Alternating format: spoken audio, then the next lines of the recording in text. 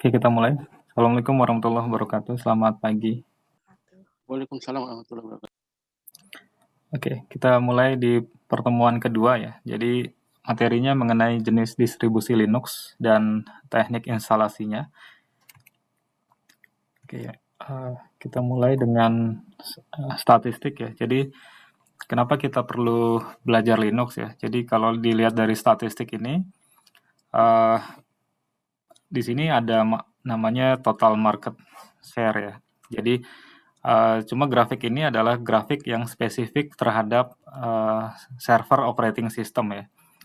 Jadi kalau teman-teman nanti bekerja, lingkungan produksi di bagian sistem itu akan diisi oleh sistem operasi berjenis server. Nah, Linux itu memegang peranan penting ya. Jadi market share-nya kemungkinan lebih dari 50% itu ya. Server di seluruh dunia itu yang menggunakan Linux gitu ya. Nah, ini kalau dilihat misalnya Microsoft itu di tahun 2019 sekitar 47,8%.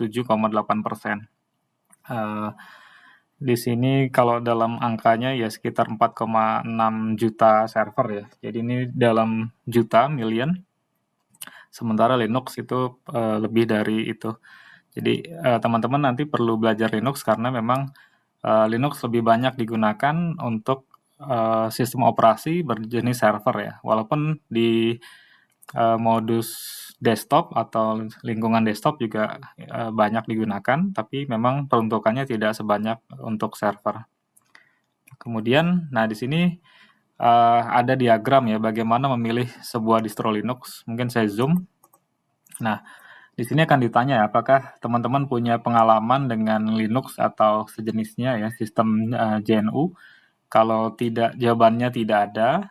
Nanti ditanya lagi apakah ingin mengganti OS.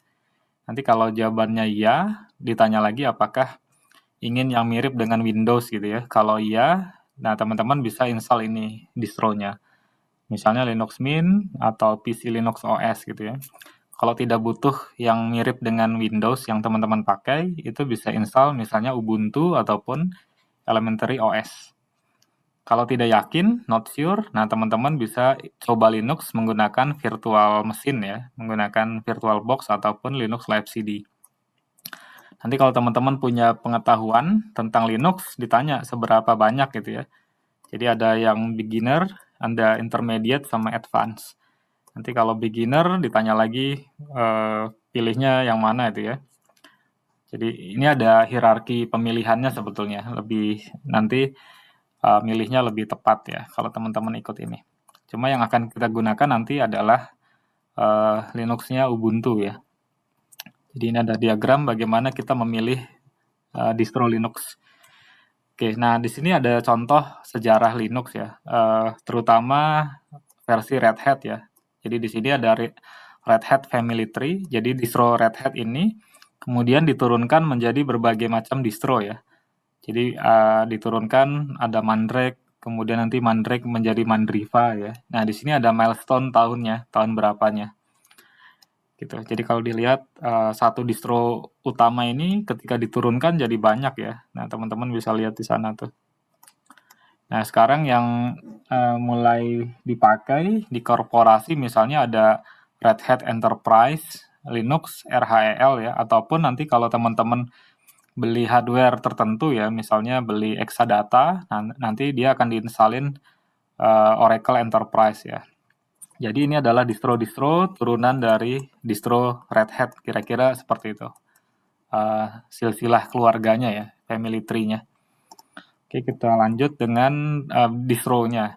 Nah, kemarin di slide pertemuan lalu ini sudah saya bahas ya. Jadi nanti teman-teman tentukan peruntukannya untuk apa. Kemudian ingin yang berbayar atau tidak itu ya. Nah, di sini baru ada distro-nya. Teman-teman bisa pilih gitu ya. Jadi untuk kali ini kita akan coba Ubuntu desktop ya. Tapi kalau teman-teman ingin coba yang lain, tampilannya lebih bagus itu ada Linux Mint. Kalau ingin coba Red Hat dengan versi gratis, teman-teman bisa coba ZenOS ya, CentOS gitu ya, ZenOS. Jadi silakan nanti kita coba. Nah, untuk instalasi Linux itu secara garis besar bisa diinstalasi secara fisik ataupun secara virtual. Nah, secara fisik nanti teman-teman bisa gunakan media bisa melalui CD, DVD ataupun USB ya. Jadi nanti ISO Linux-nya kita burn di CD, DVD ataupun USB. Kemudian bisa juga melalui jaringan kalau komputer atau PC-nya itu bisa bootable melalui jaringan ya. Kemudian secara virtual, nah nanti kita akan praktekkan melalui virtual mesin ya. Atau kita juga bisa menggunakan menginstalnya di cloud atau OpenStack ya. Jadi nanti kalau teman-teman sewa hosting, misalnya yang VPS ya, Virtual Private Server, nah teman-teman bisa install Linux secara virtual di cloud ya, di awan. Nah, ini catatannya kalau teman-teman instalasi fisik, maka datanya di backup dulu ya. Pastikan datanya di backup dengan asumsi khawatir terjadi sesuatu ya terhadap partisinya, nanti datanya bisa hilang. Tapi kalau kita nanti install virtual itu aman ya, jadi tidak perlu backup data. Nah, instalasi Linux secara virtual kita akan menggunakan namanya virtual mesin ya. Nah, softwarenya sebetulnya ada banyak, tapi yang populer itu ada 2 ya. Jadi VirtualBox itu gratis, nanti teman-teman silakan download VirtualBox dari link ini. Ataupun kalau teman-teman ingin yang berbayar, itu bisa coba namanya VMware Workstation. Nah, ini ada versi trialnya 30 hari ya. Jadi kalau ingin coba yang versi lengkapnya berbayar, teman-teman bisa coba ini.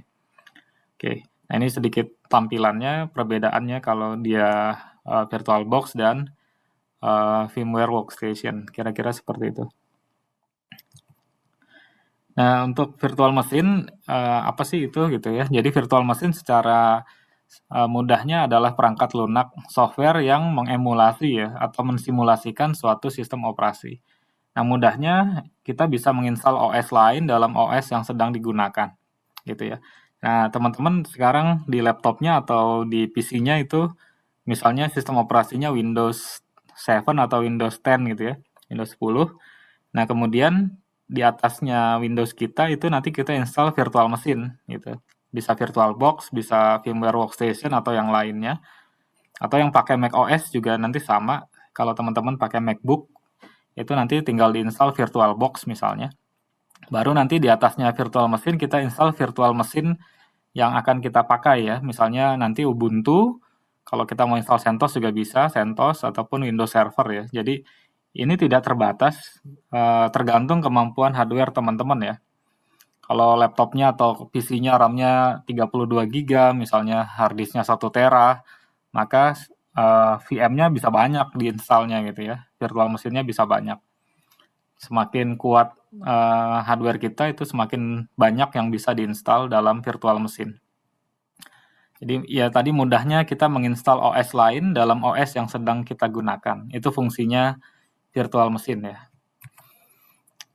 Nah, partisi di Linux nanti kita agak sedikit beda dengan Windows ya. Kalau kita misalnya punya 2 hard disk, di Linux nanti akan dinamakan sebagai SDA dan SDB ya. Kalau lengkapnya nanti /dev/SDA ya. Dev itu device. Nah, kemudian kalau hard disk kita dibagi ya, di partisi. Nah, nanti pembagiannya kira-kira seperti ini ya. Kalau hard disk pertama dibagi 2 partisi, nanti akan tampak SDA1 dan SDA2. Kalau yang hard disk keduanya dibagi 3 partisi, nanti jadi SDB1, SDB2, dan SDB3. Kira-kira seperti itu. Nah, untuk file sistemnya di Linux itu nanti di pertemuan sebelumnya sudah dijelaskan juga secara singkat. Kita akan menggunakan extended 4 nanti ya. Kalau di Windows kan teman-teman menggunakan NTFS ataupun DOS ya, ataupun FAT ya, File Allocation Table. Nah, di Linux nanti teman-teman bisa gunakan extended 4 gitu. File system kan dipelajari di sistem operasi ya, atau sistem berkas gitu ya, sistem berkas. Itu fungsinya terkait dengan struktur atau hierarki direktori biasanya. Nah, hierarki file di Linux itu beda dengan di Windows ya. Di Windows teman-teman kenalnya C.2, D.2 gitu ya, E.2. Nah, di Linux dia ada slash atau root directory, kemudian di bawahnya nanti ada directory pendukung gitu ya. Nah, di Linux dikenal dengan konsep everything is a file ya. Jadi semuanya itu dianggap sebagai sebuah file gitu ya. Karena bisa dilihat dan dimodifikasi. Nah, ini persiapannya. Jadi nanti teman-teman download dan install VirtualBox ya. Yang kedua, teman-teman download ISO Linux di repository. Ini ada link, tapi teman-teman bisa googling aja di Google ya. Download Ubuntu 20.04 misalnya, nanti silakan di-download. Nah, nanti pastikan misalnya space hard disk kosong kita minimal 20 GB gitu ya. Kalau teman-teman punya laptop ataupun PC, free RAM-nya kalau bisa minimal 4 GB. Prosesor minimal Core i3 atau setara misalnya. Nah, kalau spesifikasinya kurang dari ini, teman-teman jangan khawatir, kita bisa mendowngrade Linux-nya ya. Jadi misalnya nanti ada versi yang lebih rendah 18.04 ataupun 16.04 ya. Jadi biasanya versi Linux yang lebih jadul itu tidak membutuhkan resources hardware yang tinggi ya. Jadi nanti kalau teman-teman tidak punya spesifikasi ini, itu bisa di-downgrade lagi. Nah, ini nanti akan saya praktekkan aja cara membuatnya ya, virtual machine. Jadi yang pertama kita membuat virtual machine di VirtualBox. Kemudian yang kedua nanti kita melakukan setting ya. Ini melakukan setting. Baru yang ketiga kita memulai instalasinya dengan klik start ini ya. Kira-kira seperti itu. Nah, untuk repositorinya tadi silakan kunjungi salah satu ini untuk mendownload ISO Linux yang sesuai ya. Jadi tadi teman-teman bisa downgrade. Nah, ini link tambahannya untuk mempelajari Linux. Kalau teman-teman ingin tahu perkembangan distro terbaru, bisa kunjungi distrowatch.com ya. Nah, di situ adalah kumpulan informasi distro Linux terbaru dan yang sedang populer. Kemudian gparted itu untuk partisi Linux. Kemudian ada Ono Center or ID, ini informasi terkait Linux ya, dan open source. Sebagian dalam bahasa Indonesia itu. Kemudian ada wikinya Ubuntu, wiki CentOS, Linux ORG, ini terkait dengan informasi seputar Linux dalam bahasa Inggris. Kernel ORG, ini informasi terkait kernel Linux ya. Nah, ini ada linux.org.id, ini informasi Linux dalam bahasa Indonesia. Yang sourceforce.net itu kumpulan software open source ya, baik di Windows, Linux, atau yang lainnya. Nah, di Indonesia itu ada namanya KPLI ya, Kelompok Pengguna Linux Indonesia. Nah, teman-teman bisa join ke sana ya. Nah, KPLI biasanya punya nama di masing-masing daerah ya. Nanti ada KPLI Banten, KPLI Tangerang, KPLI Kabupaten Tangerang gitu ya, KPLI Jakarta. Nah, nanti teman-teman bisa join di KPLI ini, Kelompok Pengguna Linux Indonesia. Milis ya. Nah, ini tips instalasinya tadi, backup jika ingin menginstal secara fisik, kemudian partisinya nanti kita pilih manual ya, atau guided kalau ingin cepat untuk pemula. Nah, untuk mempersingkat waktu, nanti teman-teman gunakan fitur minimal yang akan diinstal ya. Kemudian setelah diinstal, periksa hardware-nya kalau dia secara fisik apakah misalnya sound-nya kebaca apa tidak gitu ya. Kalau virtual sih biasanya oke ya. Kemudian gunakan koneksi internet. Nah, kita bisa update repository gitu ya. Nah, instalasi software di Linux itu nanti bisa dilakukan secara online ya, menggunakan koneksi internet.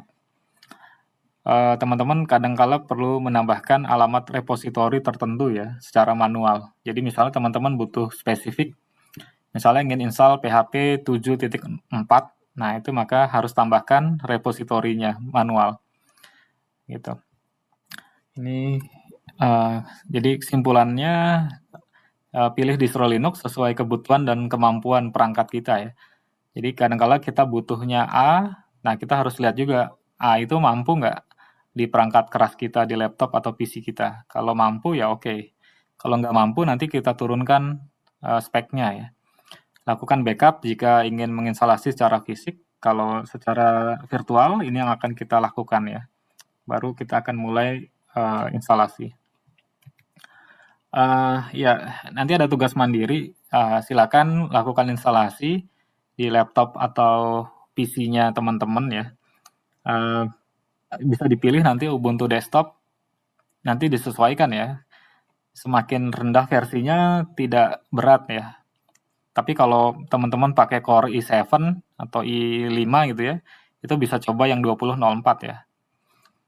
Nah, kemudian bisa coba yang lain, misalnya ZenOS versi 678 misalnya ya.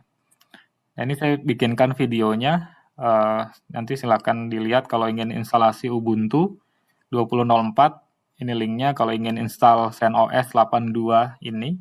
Kalau ingin install Kali Linux 2020.4 yang ini. Nah, kalau teman-teman misalnya belum punya PC atau laptop, itu juga bisa coba di Android ya. Ada misalnya aplikasi Termux. Tapi nanti catatannya juga spek smartphone-nya ya minimal yang kelas menengah ya, biar tidak lambat dan paket data ataupun terkoneksi WiFi.